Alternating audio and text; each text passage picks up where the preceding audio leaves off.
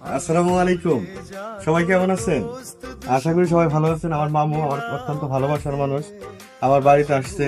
যাই হোক, ঈদ উৎসব ভাগাভাগি করে নেওয়ার জন্য একটা ছোট্ট একটা উপহার আমার মামুর জন্য আমি এনেছি। মামা, তোমার জন্য আমি একটা আহ, লুঙ্গি আর একটা গেঞ্জি আছে এখানে।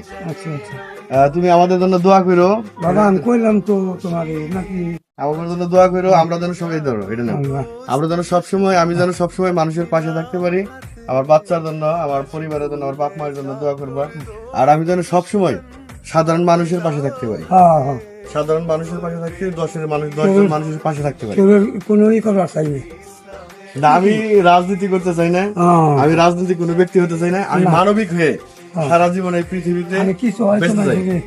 মানুষের লোকে ভালোবাসা দিয়ে থাকতে পারি। জি আলহামদুলিল্লাহ। তুমি মামা আমার জন্য দোয়া করো। দোয়া করি বাবা, তুমি আমার নিয়ে দোয়া করো মামা। হ্যাঁ, আল্লাহ ভরসা, আল্লাহ ভরসা। বাবা কালকে ভরাই গেছিলাম না, সব আল্লাহ দিচ্ছে আলহামদুলিল্লাহ। আল্লাহ পাক তোমাকে দীর্ঘ কালকে করে অনেক বড় করে। আল্লাহ হাফেজ।